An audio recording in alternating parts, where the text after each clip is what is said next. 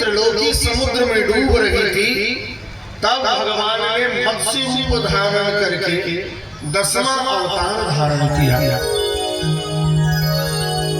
पृथ्वी रूपी नौका पर बैठा कर अगले मनवंतर अर्थात वैवस्वत मनु की रक्षा की। जिस समय देवता और दानव समुद्र मंथन कर रहे थे, मंदराचल पर्वत अपने मंदराचल पर्वत को पीठ पर जब भगवान धारण करते तो उन्होंने कच्छप अवतार धारण किया। 12वीं अवतार भगवान की धन्वंतरी की हुई, जो वैद्य कहते हैं, जो डॉक्टर जिसे बोलते हैं। ये भी नहीं कहते डॉक्टर भगवान होते हैं, तो कैसे भगवान होते हैं? परमात्मा ने स्वयं वैद्य का भी अवतार धारण किया और वो अवतार धन्वंतरी के नाम से विख्यात हुआ, जो अमृत लेकर के समुद्र से प्रकट हुए। 13वें अवतार भगवान का मोहिनी रूप हुआ।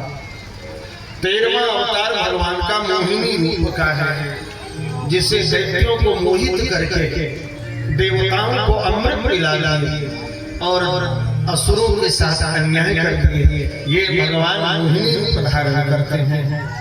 14वां अवतार उनका नरसिंह अवतार होता है।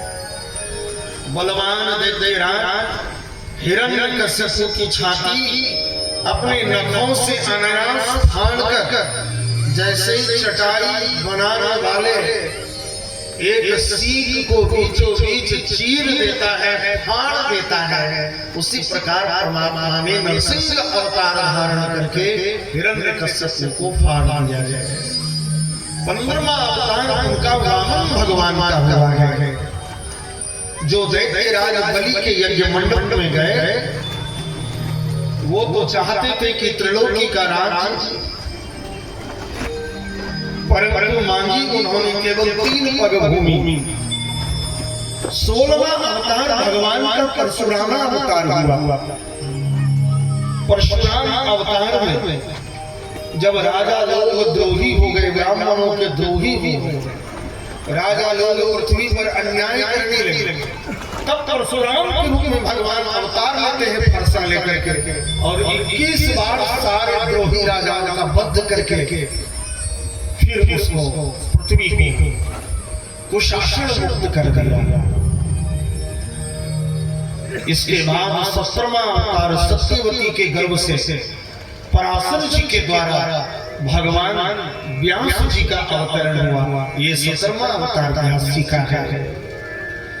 18वां अवतार देवताओं के कार्य संपन्न करने की इच्छा से राजाओं के रूप में रामावतार धारण किए।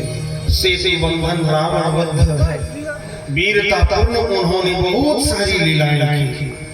19वां अवतार बलराम जी का हुआ। 20वां अवतार भगवान यदुवंश में श्री कृष्ण का हुआ, जो कि पृथ्वी के भार को उन्होंने उतारा। जब कलयुग आ गया, ध्यान दीजिए, 19 अवतार 20 अवतार तक कलयुग नहीं है। 20 अवतार के बाद मात्र बचा 4। 20 अवतार तक त्रेता, सतयुग, त्रेता और द्वापर चला। ये 3 युगों में भगवान की 20 अवतार। अब ये कलयुग में जैसे आए, ततो कलह संप्रविद्ये सम्मोहाय सुरद्विषम वृद्धो नाम जनसुतः की कटेषु भविष्यति। कलयुग आ जाने पर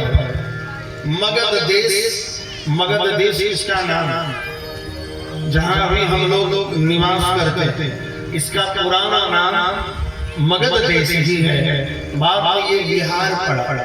बिहार मतलब यहाँ घूमने के लिए, भ्रमण करने के लिए बड़ी अच्छी जगह थी और आज भी है, इसलिए इसका नाम बिहार है। तो बिहार में देवताओं के देशी दैत्यों को मोहित करने के लिए अजन के पुत्र के रूप में भगवान का बुद्धावतार होगा। ये जो बुद्धावतार आप सिद्धार्थ और गौतम बुद्ध देख रहे हैं, ये बुद्ध नहीं, ये बुद्ध लोग बोल रहे, लेकिन ये बुद्ध अवतार नहीं है। अजन ततो बुद्ध नाम जनसुतः की कटेषु भविष्यति। की कट अजन के रूप में, मित्र के रूप में बुद्धावतार होगा। इसके भी बहुत पीछे जब कलयुग का अंत होगा, जब राजा लोग प्रायः लुटेरे हो जाएंगे, भगवान के रक्षक भगवान विष्णु ने अगर किसी को संपत्तिवान बनाया है, उसके पीछे एक रहस्य है कि भगवान उनको संपत्ति दिए हैं तो उस संपत्ति से आप सेवा दूसरों की भी करें। भगवान ऊंचा मकान बनाए हैं तो ऊंचे घर पर चढ़ करके दूसरे के घर में देखो कि चूल्हा जला है कि नहीं जला है।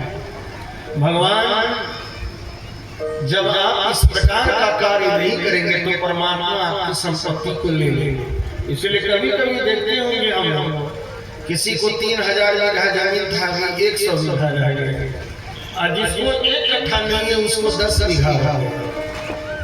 इसीलिए कि परमात्मा ने जब हमें संपत्ति दी तो हमने दूसरों का लूटना आरंभ कर दिया, कष्ट देना आरंभ कर दिया। धर्म कर्म से मेरी रुचि खत्म हो गई। तो जब